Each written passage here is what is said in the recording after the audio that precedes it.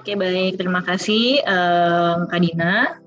Saya minta tolong bantuan dari panitia untuk bantu menayangkan PPT-nya.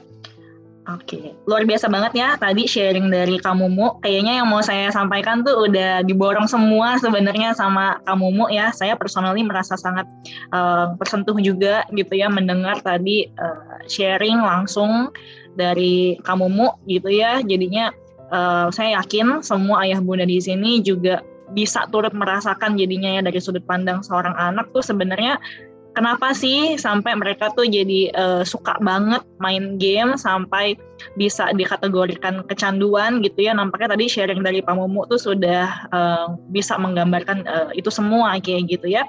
Ini saya tambahkan sedikit aja. Tadi saya lihat di kolom chat juga banyak yang udah masukin pertanyaan ya Kak Dina ya. Nanti mungkin kita bisa banyak waktu untuk sesi diskusi supaya bisa lebih seru ya. Oke, boleh lanjut. Nah, sebelumnya saya akan bahas dulu mengenai tugas tumbuh kembang anak.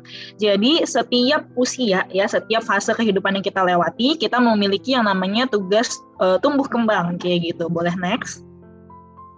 Nah, ini saya share sedikit ya, ini teori dari seorang bapak psikologi, namanya adalah Erik Erikson. Dia bikin teori yang namanya perkembangan psikososial seperti itu. Jadi ada 8 tahap nih, mulai dari kita dilahirkan gitu ya sebagai infant, sampai nanti older adult, sampai menutup mata kayak gitu ya.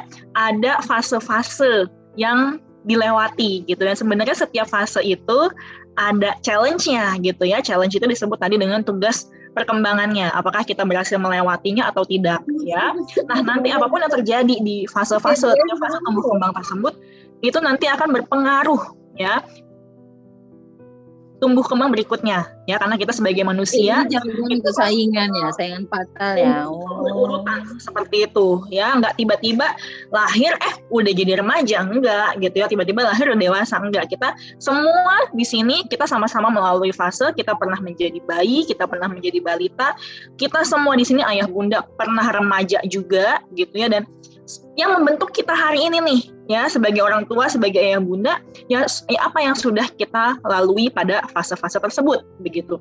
Dan sekarang sebagai orang tua adalah tugas kita gitu ya untuk membantu para putra-putri kita untuk melalui fase-fase tumbuh kembang ini dengan baik gitu ya, supaya anak-anak itu kita bisa melalui tugas-tugas di setiap fase perkembangan mereka. Nah, nanti ini related banget nih ya dengan tadi yang kamu sudah cerita terkait dengan kecanduan bermain game itu.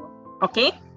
Boleh lanjut. Nah, di sini saya highlight ya di fase 6-10 tahun seperti itu, school age, dan nanti fase teenager. Karena biasanya nih saya lihat ya yang sudah mulai bergejolak ya, yang related dengan konteks bermain game ini di usia-usia ini nih ya, usia school age di 6-10 tahun ya, ini kan usia-usia anak-anak kita ini di SD, sekolah dasar, sampai di remaja biasanya nih ya, kayaknya saya banyak dapat kasus, dapat ceritanya itu di rentang-rentang usia tersebut seperti itu. Nah, di usia 6-10 tahun ya, ini kan usia sekolah ya, usia school age, usia sekolah dasar ya, anak-anak kita ini. Nah, mereka ini ya sedang mengembangkan tugas challenge-nya itu adalah mengembangkan yang namanya kompetensi. Ya, kompetensi itu adalah kemampuan, keterampilan, oke? Nah, kalau lihat di gambar, di usia ini ya, anak-anak itu mereka harus menjawab satu pertanyaan ini. Apakah saya ini bisa jadi baik atau buruk? Ya, maksudnya apakah terkait dengan kompetensi, apakah saya bisa jadi anak yang mampu atau enggak sih, kayak gitu. Makanya challenge-nya adalah kerajinan versus rendah diri gitu. Ketika anak ini berhasil dia mengembangkan yang namanya kompetensi gitu ya, muncul perasaan bahwa dia ini mampu melakukan sesuatu. Nah, sementara kalau misalnya dia tidak diberi kesempatan untuk mengembangkan diri, kayak gitu ya, atau mungkin support dari lingkungan kurang, akhirnya kompetensinya tidak terbentuk, maka yang akan terjadi adalah rendah diri, seperti itu. Nah, di usia-usia ini sangat baik ya untuk belajar dan menguasai kemampuan-kemampuan tertentu, kayak gitu. Seperti tadi kamu mau cerita bagus banget, ini dia yang difasilitasi benar-benar sama game, ya. Dimana kalau kita main game, itu kan ada challenge-nya. Ya, dan challenge-nya itu kan ada level kalau kita main game biasa ya, kayak Candy Crush gitu kan sampai level ribuan, kan dari yang gampang-gampang dulu kayak gitu, nggak tiba-tiba langsung level 1000, enggak gitu ya. Kita mulai dari level 1 yang main bentar udah berhasil gitu ya, terus makin susah kayak gitu. Nah itu dia gitu ya, anak-anak butuh challenge yang seperti itu, yang sedikit-sedikit susah tapi usaha dikit masih bisa nih gitu ya, baru lebih sulit lagi. Disitulah anak itu mengembangkan yang namanya kompetensi ya, dan di luar kompetensi itu sebenarnya yang paling penting adalah anak mengembangkan mentalitas bahwa aku tuh bisa loh ternyata gitu ya, ada sesuatu yang challenge yang agak sulit tapi aku bisa naik kelas kayak gitu. Nah itu sebenarnya sikap mental yang perlu dibentuk banget bagi anak ya, dan salah satunya terfasilitasi lewat main game kayak gitu ya. Tapi selain main game sebenarnya bisa nggak sih terfasilitasi oleh hal lain gitu ya? Bisa banget, sarannya banyak sekali gitu. Melalui pelajaran di sekolah itu sangat bisa ya. Atau misalnya hal-hal lain yang dikembangkan di luar akademis, misalnya keterampilan bermusik, keterampilan olahraga seperti itu sangat bisa untuk dikembangkan pada anak. Dan ingat, ini juga yang sangat bagus dari game ya, dan bisa kita contoh sebenarnya. Game menghadirkan challenge. Tapi ketika anak berhasil untuk overcome that challenge, muncul apa? Apresiasi. Ya, tadi kamu mau kasih contohnya gitu. Congratulations, you are great, sukses gitu dan segala macam. Nah, kadang-kadang itu yang suka dilupakan oleh kita sebagai orang tua nih ya. Anak bisa, ya udah bisa gitu ya. Tapi kita lupa untuk menyediakan apresiasinya itu seperti itu ya. Dimana game gak pernah kelupaan tuh untuk mengapresiasi tiap kali anak bisa berhasil naik level gitu ya. Nah, di sini yang mau saya ingatkan adalah apakah harus selalu anak tuh nggak boleh kalah gitu ya, harus selalu berhasil terus? Nggak juga gitu ya. Justru perlu yang namanya seimbang. Hidup itu kan sebenarnya perlu seimbang ya. Segala sesuatu yang terlalu kan ujung-ujungnya jadi nggak bagus gitu. Seimbang antara kesuksesan dan kegagalan akhirnya membentuk yang namanya kerendahan hati. Jadi anak tetap punya mentalitas aku bisa, tapi dia juga tetap punya humility gitu ya, tetap ada humble-nya gitu, tetap tahu bahwa ada yang lebih bagus daripada dia, and that's okay loh kayak gitu ya. Nah ini juga tadi yang sudah kamu mau point out contoh di game, itu bagus banget. Meskipun di game kita gagal, nggak ada kan kata-kata wah game over, you are stupid gitu, nggak ada kan gitu ya. Yang muncul adalah game over, please try again gitu. Nah itu yang bisa kita contoh ya ayah bunda ya, meskipun anak itu gagal, nah tetap ya try again gitu kan. Nah, oke ini gagal sekali, belum tentu gagal seterusnya, kamu bisa kan coba lagi gitu. Jadi memang ini perlu untuk seimbang ya. Selain kesuksesan, anak juga boleh untuk merasakan kegagalan. Nah jadi ini dia nih ya, kalau misalnya ayah bunda di sini anak-anaknya, putra-putrinya di rumah itu di usia SD 6-10 tahun, itu bagus banget untuk mereka tuh mengembangkan tadi itu kompetensi dan mentalitas aku bisa itu gitu ya. Bagus banget untuk mereka mengembangkan karakter-karakter mereka gitu ya. Nah salah satunya di ID Plus kami memang fasilitasi itu melalui kelas-kelas yang ada gitu ya. Nanti jika pengen tahu lebih lanjut bisa kunjungin di website atau Instagram @idplus.id seperti itu. Nah lanjut, ini usia SD. Kita masuk ke usia remaja nih. Ini biasa yang challenging ya untuk para ayah bunda gitu ya. Wah, mendekati remaja gimana ya kayak gitu kan, karena secara fisik sudah besar, sudah dewasa, mungkin gedenya sudah sama kita kayak gitu ya. Tapi secara emosional masih tergantung, secara finansial masih tergantung kayak gitu. Jadi kayak ya benar gitu, bukan anak-anak tapi belum jadi orang dewasa juga ya. Nah, di usia remaja itu sebenarnya start dari 10 dan end itu sampai 20 tahun sebenarnya. Jadi di atas 20 tahun itu baru masuk ke masa dewasa sebenarnya. Nah, itu memang adalah fase-fase pencarian identitas. Ya, jadi sebenarnya saya ini siapa sih gitu ya? Apakah aku tuh anak yang baik atau bukan gitu ya? Apa sih yang cocok sama aku? Aku tuh cocoknya gaul sama komunitas apa ya? Orang-orang yang kayak gimana yang cocok sama aku ya gitu. Nah itu memang pencarian eksplorasinya itu tuh banyak di masa remaja ini gitu. Nah namun identitas yang terbentuk di masa remaja ini, inilah yang akan melekat dan dibawa ya oleh seorang anak ini sampai nanti dia dewasa nantinya gitu. Jadi di sini ada dua pilihannya ya dalam pencarian identitas ini gitu kan. Apakah dia akan punya identitas yang kuat gitu ya, atau dia akan bingung identitasnya itu dia sebenarnya siapa gitu. Kenapa bisa kuat, kenapa bisa bingung ya? Bisa kuat itu ketika anak-anak itu diberikan kesempatan untuk dia eksplorasi kayak gitu kan, melihat gitu. Ada apa aja sih di dunia ini tuh, ada apa aja sih gitu ya, sehingga dia bisa tahu mana yang cocok buat dia. Kenapa bisa bingung? Ketika identitas itu misalnya dipaksakan kayak gitu.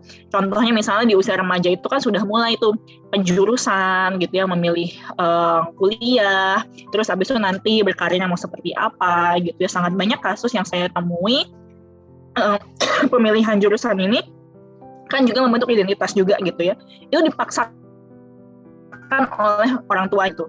Dulu Bunda mau jadi dokter, tapi dulu nggak ada biayanya. Ya udah sekarang kakak dia yang lanjutin yang jadi dokter gitu kan. Akhirnya itu identitas yang dipaksakan gitu ya. Sebenarnya aku nggak mau jadi dokter, aku tuh nggak enjoy gitu dengan pekerjaan seperti ini. Aku lebih suka misalnya di dunia art kayak gitu kan. Aku lebih suka misalnya animasi, gambar dan lain-lain. Tapi aku masih jadi dokter, which is itu beda banget gitu kan. Ya, akhirnya dia jadi bingung gitu karena identitas itu dipaksakan oleh orang tuanya gitu ya. Dan tidak perlu berkecil hati ketika anak-anak ayah bunda yang usia remaja-remaja ini nih, remajanya ayah bunda, kok tiba-tiba jadi lebih sering ngobrol sama teman-temannya ya, kok tiba-tiba dia cerita ke temennya tapi nggak cerita ke aku lagi, kenapa ya gitu. Karena memang di usia remaja ini pertemanan itu menjadi penting ya, pertemanan ini juga menjadi salah satu faktor pembentuk identitas pada remaja ya. Dengan siapa remaja-remaja ini bergaul, nah itulah identitas mereka kayak gitu ya. So tidak perlu berkecil hati kalau misalnya memang remaja-remajanya itu ngarahnya lagi ke teman-temannya. Oke. Dan remaja ini mereka butuh pengakuan, so apresiasi itu tetap perlu untuk diberikan kayak gitu. Oke, tadi ini kita sudah pahami dulu ya tugas-tugas perkembangan dari putra-putri kita gitu, dari usia sekolah, usia SD sampai dengan remaja itu apa aja. Lalu next, kenapa sih sebenarnya anak itu senang bermain game? Tadi sebenarnya udah dirangkum bagus banget oleh Kak Mumu. Ini saya point out lagi aja ya. Kadang-kadang yang kita lihat ketagihan bermain game, it just the tip of the iceberg. Itu cuman ujung dari si gunung es ini doang kayak gitu ya. Sebenarnya masih banyak hal-hal lain yang ada di bawah gitu ya, yang mungkin nggak kelihatan sebenarnya. Kelihatannya itu bentuknya dalam ketagihan main game, itu yang kelihatan di depan mata kita. But the real problem, akarnya, it's not a game gitu ya, tapi banyak hal. Tadi kamu mau tuh udah sharing dan ya itu benar-benar real banget ya. Karena memang kamu mau sudah mengalami itu semua gitu kan. Kesepian ya, atau merasa tidak mampu ya di sekolah mungkin gitu kan. Mungkin anak masuk ke sekolah yang memang tidak sesuai dengan kemampuannya, sehingga di sana kok secara nilai-nilai mungkin selalu gagal, selalu dibandingin sama teman-teman yang lebih bagus. Anak merasa, ya aku mah apalah kalau di sekolah gitu ya. Tapi ketika main game, main Mobile Legends, bisa dapat rankingnya wow tinggi gitu kan. Jadi anak, kan tadi kan anak lagi ada kebutuhan untuk merasa mampu itu kan. Kebutuhan untuk merasa mampunya dipenuhi lewat game kayak gitu. Atau mungkin merasa takut gitu ya, kayak tadi kamu mau cerita kalau misalnya di dunia nyata gitu kan, mungkin nggak bisa marah langsung gitu kan, fisiknya kalah. Ketika di game mungkin kita bisa bikin fisik sesuai dengan yang kita suka seperti apa, kita jadi orang yang kuat, kita bisa beli senjata kayak gitu kan. Nah itu bisa di overcome di game. Butuh pengakuan ya, tadi yang seperti saya bilang, mungkin apresiasi di dunia nyata sering kelupaan nih, nggak pernah ada. Padahal apresiasi itu kita manusia semua butuh, sampai dewasa pun kita butuh gitu ya. Ada survei yang menunjukkan bahwa pengakuan apresiasi itu yang membuat manusia bisa berfungsi seutuhnya kayak gitu. Makanya kalau kita kerja pun di kantor tiap tahun ada performance appraisal kayak gitu kan, untuk lihat bagaimana performance kita di dalam tahun itu gitu. Itu pengakuan atas apa yang udah kita lakukan ya kan gitu. Bosan, nggak ada kegiatan lain ya, atau minim kontrol diri, dari kecil tidak dibiasakan untuk bisa kontrol dirinya, kontrol impuls gitu, atau butuh relasi yang bermakna ya. Loh tapi kan lagi pandemik, aku di rumah mulu sama anak-anak. Loh kok anak-anak tiba-tiba merasa kesepian, merasa kurang relasi yang bermakna? Karena relasi yang bermakna itu bukan cuman kuantitasnya doang, bukan cuman 24/7 ada sama anaknya di rumah. Tapi kalau misal 24/7 bareng-bareng di rumah, masing-masing sibuk dengan gadgetnya masing-masing, tidak ada interaksinya, yang nggak ada relasi yang bermakna juga gitu ya, seperti pepatah-pepatah yang suka kita dengar gitu ya, kesepian di tengah keramaian. Ya, karena di tengah keramaian itu semua sibuk masing-masing gitu ya, nggak ada yang bermakna gitu. Jadi akhirnya tetap aja merasa. Oke. Nah, jadi di sini ya saya point out aja gitu ya bahwa ya ketagihan main game itu tuh sebenarnya akibat ya, sebabnya itu bisa banyak banget yang mungkin kita perlu cari tahu lagi ya, karena kasus ketagihan main game di setiap anak, di setiap keluarga itu bisa very unik dan sangat berbeda-beda. Oke. Tadi saya lihat sekilas ada pertanyaan gitu, anak saya merasa kecewa, sedih dan lain-lain. Boleh nggak sih sebenarnya? Boleh banget ya. Bahkan kita sampai dewasa pun tetap merasakan yang namanya emosi ada yang nyaman, ada yang nggak nyaman. Ini kebetulan yang saya point out ini emosi yang kurang nyaman gitu ya, supaya kita sama-sama tahu bahwa sebenarnya emosi yang kurang nyaman ini dia memberikan pesan loh kepada kita ya. Jadi ketika kita merasakan itu, bukannya kita harus deny gitu ya, nggak boleh marah-marah lah, kalau kebanyakan marah banyak dosa gitu-gitu. Tapi marah itu sebenarnya memberikan pesan loh kepada, emosi marah memberikan pesan loh kepada kita kayak gitu ya. Emosi itu wajar untuk dirasakan, nggak ada yang salah ya, tapi bagaimana cara kita mengekspresikannya itu tuh yang perlu untuk supaya bisa terarah dan nggak menambah masalah. Nah, salah satu cara untuk bisa mengekspresikan apa emosi yang dirasakan dengan baik adalah dengan kita paham sebenarnya emosi ini ngasih pesan apa sih ke kita gitu ya. Misalnya kayak marah ya, tadi dari cerita kamu merasa diperlakukan dengan tidak adil, marah kepada ayahnya gitu ya. Kok selalu dia yang disalahkan ya, ayahnya yang nyenggol gelas, kamumu yang salah, kamumu yang nyenggol gelas, kamumu juga yang salah. Ini adilnya di mana sih gitu ya. Jadi dia merasa marah. Ya wajar nggak sih kalau misalnya kita merasa marah ketika merasa diperlakukan gak adil? Ya wajar banget dan boleh banget. Ya, tapi bagaimana pengekspresiannya ini nih yang perlu untuk kita latih ya, supaya tidak menambah masalah. Bahkan saya juga banyak menemui orang-orang dewasa gitu ya, yang masih bermasalah dalam pengekspresian emosinya itu gitu, karena memang emosi ini adalah suatu hal yang jarang-jarang mungkin, apalagi zaman dulu gitu ya, apaan tuh emosi, marah kan nggak boleh gitu-gitu kan ya. Maksudnya baru inilah baru sering kita bahas kayak gitu ya. Nah, jadi apalagi di anak-anak ya, jadi masih wajar banget kalau misalnya anak-anak masih kesulitan untuk manage emosinya dia apa gitu ya, akhir-akhirnya mungkin keluarnya dalam bentuk nangis, dalam bentuk teriak-teriak gitu kan ya, karena mereka juga masih berproses, masih belajar untuk mengendalikan itu gimana ya. Justru proses ini, belajar ini nanti ini akan membantu mereka supaya ketika dewasa mereka bisa mengendalikan emosinya dengan baik gitu. Jangan sampai nanti udah dewasa masih ngambek aja, masih tantrum aja kalau keinginan nggak dipenuhin kayak gitu kan ya. Takut ya, boleh nggak merasa takut? Boleh banget ya, pandemi corona ya, siapa yang nggak takut kena corona, kena covid seperti itu kan. Makanya kita melakukan antisipasi. Takut dalam kadar yang cukup itu sebenarnya melindungi hidup kita ya, karena kita takut kena covid gitu ya, makanya kita vaksin, makanya kita pakai masker, makanya kita jaga kebersihan, antisipasi ya. Tapi memang kalau terlalu berlebihan akhirnya jadi paranoia dan itu nggak bagus juga untuk hidup kita. So takut pada kadar yang cukup itu menjaga hidup kita. Oke, kecewa, apa yang diinginkan tidak bisa terwujud ya, kita udah berusaha misalnya gitu ya, terus nggak terpenuhi, misalnya kita udah kerja dengan baik, kirain bonusnya bakal gede, ternyata pandemik nggak ada bonus gitu ya, kecewa ya wajar gitu, karena kita menginginkan sesuatu nggak bisa terwujud.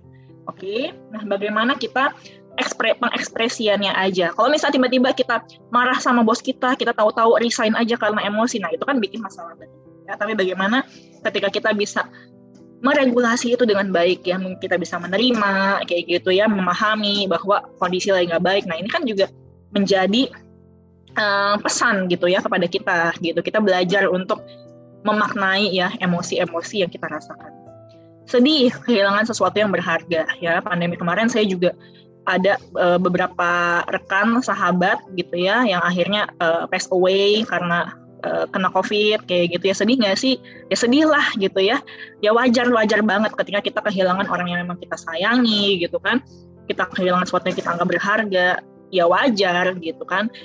Sedih itu sangat boleh dirasakan, dialami semua orang. Bahkan anak laki-laki ya boleh banget sedih gitu. Sering banget kita dulu dengar mungkin anak laki-laki kan nggak boleh nangis, ya nggak boleh cengeng. Padahal sedih itu adalah emosi yang wajib dirasakan, dan yang namanya emosi itu butuh untuk disalurkan, dilampiaskan gitu ya. Kalau enggak nanti dia keluarnya dalam bentuk-bentuk yang kontraproduktif. Misalnya tadi kecanduan main game, atau misalnya kita pendam, akhirnya keluarnya di tubuh fisik, ya dikenal dengan penyakit psikosomatis ya. Kok sering sakit perut, sering mules, atau misalnya sering migrain, tapi ketika dicek nggak ada apa-apa secara medis gitu ya. Nah mungkin itu bisa karena emosi yang kita pendam-pendam terus. Tadi kesepian ya, butuh interaksi relasi yang kuncinya adalah bermakna. Bukan cuman ada aja nih rumahnya rame gitu ya, tapi nggak ada yang ngajakin ngobrol, kayak tadi ya, kamu sudah praktekan gitu, dicuekin aja, cuman ditanya, udah makan belum, sholat, kayak gitu kan. Nggak ada makna yang lebih mendalam, nggak ditanyain kayak, kamu seneng nggak sih sebenarnya hari ini? Kamu tuh sedih nggak sih sebenarnya? Apa sih yang bikin kamu sedih? Apa sih yang kamu takutin? Kayak gitu. Nggak ada maknanya. Ya, bosan karena kurang tantangan. Oke, boleh kita lanjut lagi. Tadi kita sudah pahami ya bahwa tadi itu ya kecanduan games itu dia cuman akibat yang kita lihat saja, penyebabnya bisa macam-macam. Dan kita juga sudah pahami bahwa emosi-emosi itu punya maknanya ya. Dan ketika kita bisa memahami makna, kita bisa memahami pesannya gitu ya. Yang penting adalah bagaimana kita bisa mengekspresikannya dengan baik. Nah ini dia, saya mau jelaskan sedikit efek psikologis ketika bermain game ya. Jadi dalam tubuh kita tuh ada yang namanya dopamin. Dopamin adalah sebuah hormon ya, senyawa kimia dalam tubuh terkait dengan sistem penghargaan dan perasaan senang namanya. Kayak gitu, ketika misalnya kita ikut lomba gitu ya, terus berhasil, wow, ada perasaan kayak puas, bangga, senang, itu dopamin aktif keluar, kayak gitu ya. Atau misalnya ketika kita, contoh nih misalnya di kantor, performance appraisal, terus wah selamat kamu kerjanya bagus, misalnya sales, wah bisa closing banyak, kayak gitu-gitu kan, ada penghargaan gitu kan, apresiasi, wah ini loh karyawan terbaik, kayak gitu-gitu kan, ada penghargaan seperti itu. Ya dan ini juga didapatkan dari bermain game gitu ya, karena ketika bermain game itu kan kita naik levelnya cukup cepat gitu ya, bisa cepat. Kalau misalnya kita lebih sering main makin cepat naik levelnya, ada penghargaannya terus. Nah bermain game ini juga mengaktifkan yang namanya hormon dopamin ya, dan memang kan hormon dopamin itu menyebabkan ada rasa senang, pleasure gitu. Nah secara natural kita sebagai manusia itu mengejar tuh yang namanya perasaan puas dan penghargaan ya, termasuk anak-anak juga butuh perasaan seperti itu, kayak gitu ya, dopamin ya, efek dopamin seperti itu gitu. Nah makanya ketika tidak diregulasi, maka game ini bisa mengarahnya itu ke addiction. Oke, lanjut ya. Nah, di sini saya mau share sedikit gitu ya, gimana cara untuk membangun kebiasaan bermain game yang sehat. Jadi Kak, main game itu boleh apa nggak sih? Boleh, anak main game boleh banget gitu ya. Bahkan mungkin ayah bunda di sini juga ada yang hobinya main game juga, yang nggak apa-apa kayak gitu. Even di Shopee aja juga ada gamenya kayak gitu kan ya.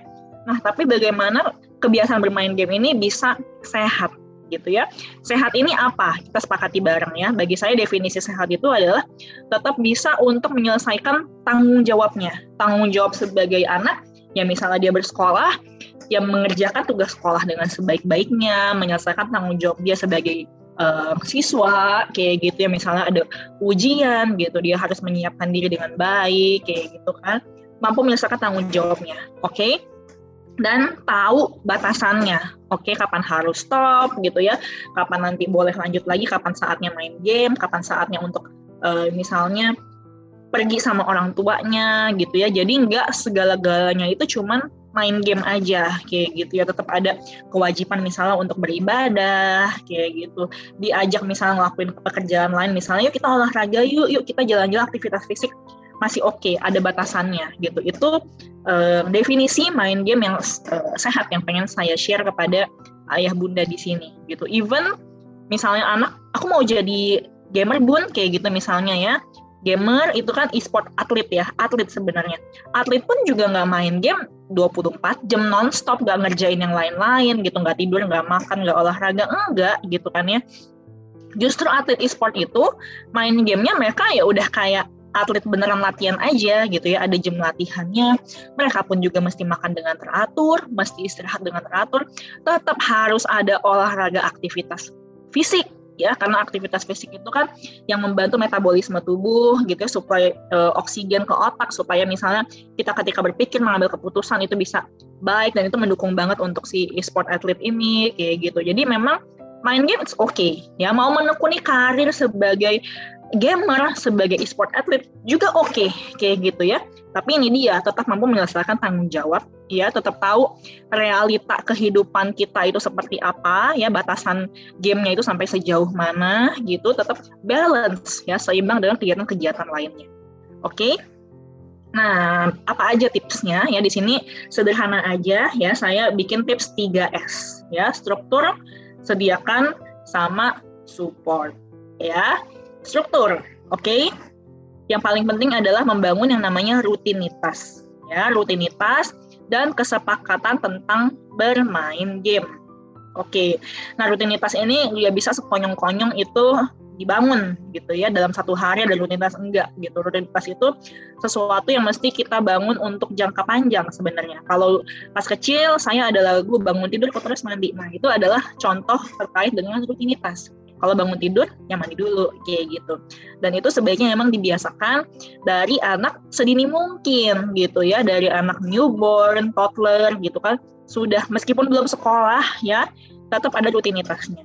Oke, bangun tidur, lalu apa yang dia harus lakukan, misalnya makan dulu atau mandi dulu, terserah, gitu ya. Makan itu di waktu yang sama, ya.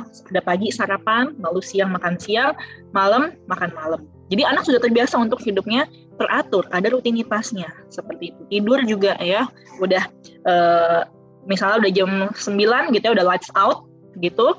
Nah, sehingga itu anak juga punya, kita membentuk body clock-nya anak ya, jam tubuhnya anak, sehingga juga tepat kayak gitu. Kesepakatan bermain game. Kalau anak sudah lebih besar, kita bisa bikin kesepakatan. Misalnya, oke, mau main gamenya itu jam berapa jam sehari. Misalnya 1 jam deh sehari, oke ya. Tapi, nah tadi itu tanggung jawabnya dia di sekolah sudah harus selesai dulu. Misalnya kalau PR udah selesai, oke, centang gitu ya. Besok ada ujian, sudah persiapkan untuk ujiannya, oke, baru boleh main game misalnya 1 jam, seperti itu gitu. Boleh nggak sih anak main game setiap hari? Kalau dari saya boleh kayak gitu ya. Tadi itu asal sudah ada strukturnya ya. Karena misalnya anak kalau lagi lagi hari sekolah nggak boleh main game ya, main game cuma boleh di weekend aja gitu kan. Apa akibatnya? Akibatnya adalah ketika tiba weekend ini anak itu jadinya dalam tanda kutip kelaparan untuk main game. Kayak misalnya kita diet aja gitu kan, tahan-tahanin, nggak boleh makan manis-manis, nggak boleh makan karbo kayak gitu kan. Akhirnya tiba-tiba sekali ya kebablasan, langsung kan makannya banyak gitu ya, karena kita udah haus banget nih, udah lama gak makan yang manis-manis misalnya kayak gitu ya. Nah, game pun juga seperti itu, anak ada kebutuhan gitu ya, hobi, hiburan. Setiap orang tuh butuh dan boleh punya waktu untuk relaksasi, melakukan apa yang dia sukai sehari-hari ya. Misalnya ayah, bunda, bagi yang di rumah maupun yang bekerja gitu kan, udah habis selesai ngerjain urusan rumah, habis kerja, kita mau refreshing, ya boleh banget gitu. Justru kita butuh itu loh gitu ya, untuk kesehatan mental kita sendiri gitu. Dan cara refreshing tiap orang bisa beda-beda. Misalnya saya suka nonton, ya mungkin bunda-bunda ada yang suka drakor gitu-gitu kan. Nah, kalau anak misalnya yang demen main game, ya refreshing dia adalah misalnya main game. Jadi boleh banget sehari-hari anak itu main game. Ya kalau enggak tadi itu misalnya ditentukan di weekend, anak di weekend jadi wow saatnya main game gitu kan. Akhirnya jadi wah ini waktu yang berharga banget buat main game, gak boleh diganggu-gugat ya. Akibatnya ketika diajak pergi marah-marah ya, ketika misalnya diajak untuk family time dia jadi kesel gitu kan. Nah karena itu mengganggu waktu dia untuk bermain game, dimana di weekend dia udah haus banget. Tapi kalau misalnya di hari kita udah kasih sedikit gitu, nah di weekend dia udah gak haus lagi kayak gitu, gak sehaus itulah gitu ya. Jadi tidak sekerengki itu ketika diajak mengerjakan pekerjaan lain. Oke. Nah, yang kedua tadi ini sediakan alternatif kegiatan ya, karena benar banget kata Kak Mumu ya, apalagi di zaman kita sekarang ya, lagi pandemik gak boleh kemana-mana gitu, di rumah hiburan kita paling mudah apa? Ya gadget, langsung ambil gadget gitu ya. Dalam saat kecil ini kita bisa melakukan hal kayak gitu ya. Dan memang banyak juga ya saya mengakui juga gitu ya bahwa salah satu cara paling mudah untuk memberikan kegiatan kepada anak adalah lewat gadget atau lewat game kayak gitu. Tapi ya itu tadi gitu ya, untuk menggunakan gadget sendiri kan bagi anak ada batasan-batasan waktunya ya, apalagi kalau misalnya anak-anak itu balita ya, screen time mesti kita batasin juga. Nah kalau misalnya screen time sudah dibatasin gitu, terus anak mau ngapain dong ya, kayak tadi kamu bilang pasti akan muncul bosan, kurang kegiatan. Nah oleh karena itu mesti disediakan alternatif kegiatan lainnya gitu ya. Misalnya sekarang ini kan banyak sekali ya, meskipun kita di rumah nggak bisa kemana-mana, tapi banyak sekali misalnya kelas-kelas yang bisa diikutin secara online gitu ya, seperti di Idea Plus pun kita bikin kelasnya itu juga secara online gitu ya, atau misalnya ada kelas robotik bisa secara online, bahkan les musik pun juga bisa secara online kayak gitu kan. Atau misalnya anak kita berikan tanggung jawab gitu, karena kita ingat tadi anak itu dia sedang membangun mentalitas perasaan aku bisa, dan kadang-kadang hal-hal yang bagi kita sepele tapi bagi anak itu tuh bikin dia excited banget ya. Misalnya anak saya toddler kayak gitu kan ya, dia bisa ngambilin sendok gitu ya buat kita makan aja, itu dia udah seneng banget kayak gitu. Jadi boleh dari kecil anak dikasih kesempatan gitu ya, bantu mengerjakan pekerjaan rumah tangga yang sederhana aja sesuai dengan usianya dia gitu. Jadi di situ kan ada kegiatan tetap untuk mereka gitu ya, tetap ada challenge ya. Oke. Nah, lalu yang ketiga yang paling penting ya, support. Tadi karena kita dengar juga dari sharing kamumu yang sangat real banget gitu, bahwa terkadang ya anak-anak nggak dapat support, nggak dapat apresiasi dari real life-nya dia gitu ya. Anak nggak merasa dicintai gitu, anak merasa ya orang tua gue yang ngelahirin gue ya ini gitu, tapi ternyata yang memberikan gue cinta itu orang tua yang dalam game gitu kan, miris banget kalau kayak gitu. Jadi ya kita berikan support buat anak merasa didukung, dicintai, dan dihargai oleh kita yang memang orang tuanya kayak gitu ya. Salah satu caranya adalah rutin mengisi baterai kasih anak ya. Baterai kasih itu kan adalah cara bagaimana anak merasa ini didukung, dicintai, dan dihargai ya. Ada 5 cara ya. Saya bahas sekilas aja deh ya, karena ini udah di-remind juga soal waktunya ya. Ada quality time, ada pemberian bantuan, ada kata-kata motivasional, ada hadiah, dan ada sentuhan fisik gitu. Ini kelima-limanya perlu diberikan kepada anak, tapi memang ada 1 atau 2 yang lebih dominan pada anak, mana yang lebih besar seperti itu ya. Nah makanya itu perlu kita rutin cas kepada anak, kita berikan supaya anak merasa oh orang tuanya itu mencintai, menghargai dia seperti itu. Dan tadi itu quality, Bunda ada kok di sini di rumah gitu ya, tapi anak nggak pernah diajak ngobrol gitu. Kalau tadi kamu bilang coba dong cerita apa yang kamu rasakan gitu, nah itu kan juga habit yang harus dibangun. Kalau sekonyong-konyong tiba-tiba Kak coba dong Kak cerita dong, kok nggak pernah curhat sih sama Bunda gitu kan. Kalau sebelumnya belum pernah pasti anak juga bingung curhat apa nih ya, sebelumnya kan nggak pernah gitu kan. Emosi, marah, apa sih itu marah gitu kan, sedih itu apa, dia mesti ngomong apa karena habit itu nggak terbangun. So saran saya di sini, apalagi kalau ayah bundanya itu anak-anaknya masih usia dini, masih balita, itu enak banget untuk bangun habitnya sedari dininya. Habit untuk ngobrol, cerita dari hati ke hati, bukan cuman udah makan atau belum, udah bikin PR atau belum, udah sholat atau belum gitu ya, tapi kita juga tanya gitu kan, hari ini kakak happy nggak sih gitu ya, apa yang kakak senang nih hari ini. Kalau misalnya anak lagi tantrum, lagi cranky gitu kan, kita bantu dia untuk melabel perasaan itu gitu. Kakak marah ya, tadi Bunda nggak kasih makan es krim, kakak marah ya gitu kan gitu. Jadi kita kenalkan emosi itu gitu ya, dari sedari anak sedini mungkin. Kita bangun kebiasaan untuk ada komunikasi relasi dari hati ke hati itu dari sedini mungkin.